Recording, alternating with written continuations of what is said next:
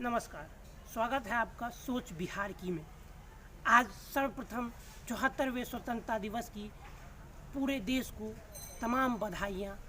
और आज के दिन हम सबसे पहले उन तमाम देशभक्तों को, बलिदानियों को, स्वतंत्रता सेनानियों को नमन करते हैं जिनके बलिदान, जिनके सर्वस्व न्यौछावर से हमें स्वतंत्रता नसीब हुई है। और उन तमाम देशभक्तों को, उन तमाम सैनिकों को जो देश की सीमा पर 24 घंटे देश की सुरक्षा के लिए, इस भारत भूमि, भारत माता के स्वतंत्रता के लिए अपना जी जान एक किए हुए हैं, बलिदान की लड़ी लगा के रखे हुए हैं ताकि यह देश सुरक्षित रहे, हमारा देश, हमारे देश का भविष्य सुरक्षित रहे। उन लोगों के लिए मैं एक बात कहना चाहता हूँ कि मुझे तोड़ लेना बनमाली, उस पथ पर देना तुम फेंक। मुझे तोड़ लेना बनमाली, उस पथ पर देना तुम फेंक। मातृभूमि पर शीश चढ़ाने जिस पथ जाए वीर अनेक, जिस पथ जाए वीर अनेक। यूँ तो स्वतंत्रता संग्राम का इतिहास 1857 से शुरू होता है, लेकिन उससे पहले भी अनेक सारे हुतात्माओं ने, वीर स्वतंत्रता सेनानियों ने अपना बलिदान दिया जो कि अनजान है। उन सभी स्वतंत्रता सेनानियों को मैं तहे दिल से नमन करता हूं और श्रद्धांजलि अर्पित करता हूं तमाम देशवासियों की तरफ से।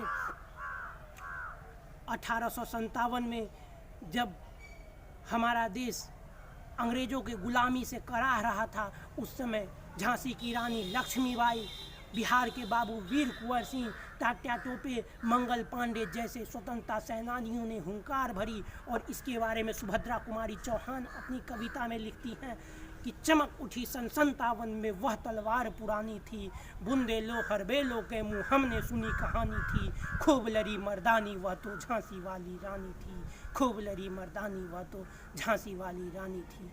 बाबू वीर कुंवर सिंह 80 वर्षों की हड्डी में जागा जोश पुराना था। सब कहते हैं कुंवर सिंह भी बड़ा वीर मर्दाना था, सब कहते हैं कुंवर सिंह भी बड़ा वीर मर्दाना था। 1857 ईस्वी में जब बाबू वीर कुंवर सिंह को लगा कि यह अंग्रेज एक एक कर हर राज्य को हथियाते जा रहे हैं, तो उन्होंने देश की आज़ादी के लिए बिहार से स्वतंत्रता संग्राम का बिगुल फूंका। और 80 वर्ष की उम्र में बाबू वीर कुंवर सिंह ने अंग्रेज़ों के छक्के छुड़ा दिए।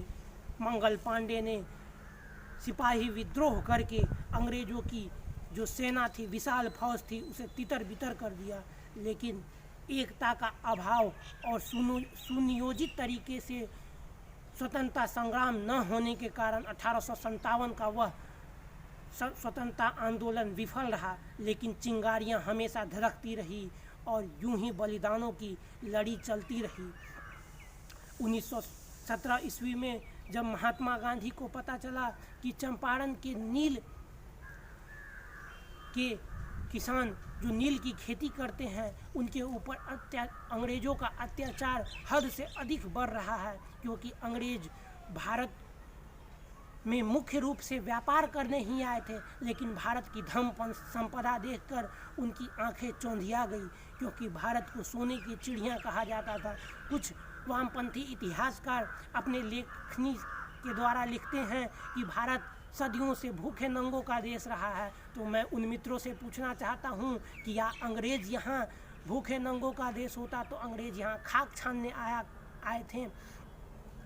नहीं दोस्तों, भारत भूखे नंगों का देश नहीं था। यहाँ सदियों से ज्ञान, विज्ञान और धन संपदा वैभव के कारण भारत को सोने की चिड़िया कहा जाता था। भारत के किसानों को नील, कपास और अफीम जैसे खेती करने के लिए मजबूर किया जाता था, जो इस प्रकार की खेती खेतों को बंजर कर दिया करती थी। इस कारण किसान वो इस प्रकार की खेती करना नहीं चाह रहे थे। लेकिन अंग्रेज़ों के दबाव के कारण, उनकी बर्बरता के कारण किसान मजबूर होते थे नील की खेती करने के लिए। उनके अत्याचार को देखकर 1917 ईस्वी में गांधी जी ने चंपारण आंदोलन शुरू किया।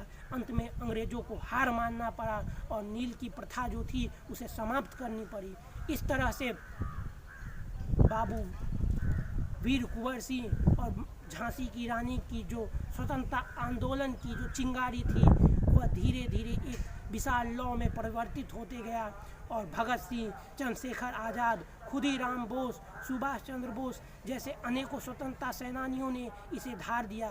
जलियांवाला बाग हत्याकांड स्वतंत्रता आंदोलन में घी जलते लौ में घी का काम किया और मदन लाल ढींगरा जैसे स्वतंत्रता सेनानियों ने और सुभाष चंद्र बोस जैसे स्वतंत्रता सेनानियों ने, बाल गंगाधर तिलक जैसे स्वतंत्रता सेनानियों ने, गोपाल कृष्ण गोखले जैसे स्वतंत्रता सेनानियों ने यह कसम खा ली कि जब तक देश को स्वतंत्र नहीं करवा देते हैं तब तक चैन की सांस नहीं लेंगे।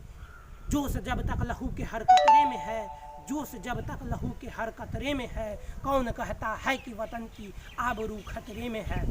स्वतंत्रता सेनानियों का यह अधिवेशन 1929 ईस्वी में रावी नदी के तट पर हुआ और उन्होंने अपने आप को पूर्ण स्वराज्य की घोषणा करते हुए भारत को एक प्रभुत्व संपन्न लोकतंत्रात्मक गणराज्य की घोषणा कर दी। लेकिन आपसी अभाव के कारण यह स्वतंत्रता की घोषणा सफल नहीं हो सकी। लेकिन स्वतंत्रता का यह आंदोलन चलते रहा। 1942 ईस्वी में जब महात्मा गांधी ने अंग्रेजों भारत छोड़ो आंदोलन का आह्वान किया तो लाखों भारतीयों ने अंग्रेजी सरकार की नौकरी को लात मारते हुए महात्मा गांधी के इस आंदोलन में कूद पड़े। उधर सुभाष चंद्र बोस और भगत सिंह, चंद्रशेखर आज़ाद, राम प्रसाद बिस्मिल जैसे हजारों स्वतंत्रता सेनानियों ने आज़ाद हिंद फौज और अनेकों विद्रोह करते हुए अंग्रेजों का ईंट से ईंट बजा दिया और इस तरह से 1947 ईस्वी में हमारा देश आज़ाद हो गया। लेकिन आज़ादी हमें बंटवारे के शर्तों पे मिली। धर्म के आधार पर भारत को दो भागों में बांट दिया गया, भारत और पाकिस्तान। मैं समझ सकता हूँ अंग्रेज़ों की शुरू से आने वाली इस रणनीति को कि फूट करो और राज करो, फूट डालो और राज करो, और इसी तरह की उन्होंने रणनीति भारत के स्वतंत्रता आंदोलन के साथ भी अपनाई। हिंदू और मुस्लिम जो सदियों से एक साथ भाईचारे के साथ रहते थे, उन्हें दो भागों में बांट करते हुए एक भारत और एक पाकिस्तान जो सदियों की जंजीरें एक खींच दी। आज़ादी के बाद से ही पाकिस्तान और हमारे पड़ोसी चीन का नापाक इरादा जग जाहिर है। 4 युद्ध में हमने हमेशा पाकिस्तान और चीन को शिकस्त दी है।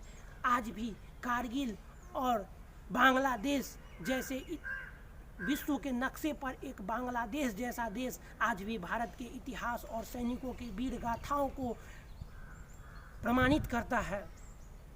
लेकिन आज़ादी के आज तक हम बहुत सारे संघर्षों से जूझे हैं।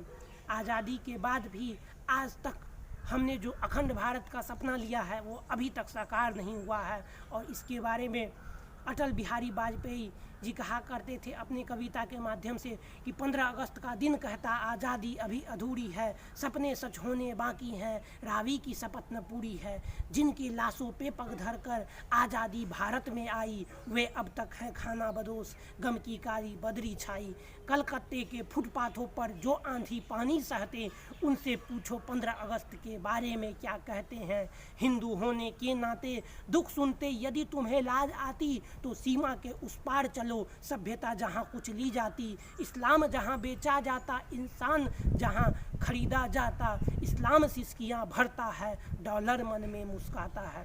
भूखों को गोली, नंगों को हथियार पिन्हाए जाते हैं, सूखे कंठों से जिहादी नारे लगवाए जाते हैं। लाहौर, कराची, ढाका पर मातम की है काली छाया, पख्तूनों पर, गिलगित पर गमगीन गुलामी की साया। बस इसीलिए तो कहता हूँ आज़ादी अभी अधूरी है, कैसे उल्लास मनाऊँ मैं कुछ दिन की मजबूरी है। बस इसीलिए तो कहता हूँ आज़ादी अभी अधूरी है। उसके बाद अटल बिहारी वाजपेयी की यह कविता एक संकल्प लेती है कि दिन दूर नहीं खंडित भारत को पुनः अखंड बनाएंगे, गारो पहाड़ी से गिलगित तक आज़ादी पर्व मनाएंगे। उस दिवस दिन के लिए आज से कमर कसे बलिदान करे, जो पाया है उसमें खो न जाए, जो खोया है उसे ध्यान करें, जो खोया है उसे ध्यान करें। आज़ादी के इस 74 वर्षों में हमने अनेक उपलब्धियां प्राप्त की, जहां एक तरफ देश शिक्षा के क्षेत्र में, विज्ञान के क्षेत्र में, प्रौद्योगिकी के क्षेत्र में और विज्ञान साहित्य के क्षेत्र में बहुत आगे बढ़ा। हम चंद्रमा से लेकर मंगल तक पहुंच चुके हैं। अग्नि, नाग, पृथ्वी जैसी परमाणु ऊर्जा से संचालित और परमाणु हमला करने वाली मिसाइल आज पूरी दुनिया को अपने जद में ले ली हुई है, क्योंकि कहा जाता है कि जिसके पास शक्ति होती है वही न्यायशील हो सकता है और वही क्षमाशील भी हो सकता है, क्योंकि क्षमा शोभती उस भुजंग को जिसके पास गरल हो, वह नहीं जो विषहीन दंतहीन सरल हो। शक्ति रहने का मतलब यह नहीं है कि अपने मनमाने ढंग से अपने से शक्तिहीन राष्ट्रों पे अपनी दबदबा कायम करना, क्योंकि भारत की संस्कृति कभी दूसरों को कुचलने की नहीं रही है। हम हमेशा वसुधैव कुटुम्बकम की नीति को अपनाते हैं। अयम निजः परो वेति गणना लघु चेतसाम उदार चरिता नाम तु वसुधैव कुटुम्बकम। आज़ादी के इन 73 और 74 वर्षों में हमने बहुत सारी तरक्की की, लेकिन आतंकवाद, नक्सलवाद जैसी देश विरोधी ताकतें देश में बराबर सर उठाते रहती है। मैं देश की सरकार से आज यह गुहार करूंगा कि एक ऐसी कानून व्यवस्था का निर्माण किया जाए जिससे उन तमाम देश विरोधी ताकतों को सर कुचलने का काम हो और उनकी 7 पुश्तें याद रखें और देश के कभी भी देश के प्रति उनके मन में हीन भावना और विद्रोह की भावना ना आए। मैं उन लोगों को कहना चाहता हूँ जो नारे लगाते हैं कश्मीर बनेगा पाकिस्तान, मैं कहना चाहता हूँ दूध मांगोगे तो खीर दूंगा, दूध मांगोगे तो खीर दूंगा, कश्मीर मांगोगे तो पाकिस्तान भी छीन लूँगा। और आज के दिन सबसे पहले मैं युवाओं को आह्वान करना चाहता हूँ कि स्वामी विवेकानंद और भगत सिंह, चंद्रशेखर आज़ाद, खुदीराम बोस को याद करते हुए अपने देश की तरक्की के लिए उन्होंने जो भारत को परम वैभव तक पहुँचाया, उस भारत को फिर से जीवित करना है, उस श्रेष्ठ भारत को, उस एक भारत को, उस अखंड भारत को जिसकी परिसीमाएं गांधार से लेकर वर्मा तक और इधर सिंधु नदी से लेकर कन्याकुमारी तक फैली हुई थी। आज के दिन हम युवाओं को आह्वान करना चाहते हैं कि उठो, जागो और अपने लक्ष्य की प्राप्ति तक रुको मत और एक सुदृढ़, सुशिक्षित और सबल भारत का निर्माण करो, आत्मनिर्भर भारत का निर्माण करो, जो भारत किसी देश के ऊपर निर्भर नहीं हो, खुद ही ऐसी शक्ति बनकर उभरे जिसके ऊपर दुनिया की बड़ी बड़ी ताकतें आंख उठाने से डरे।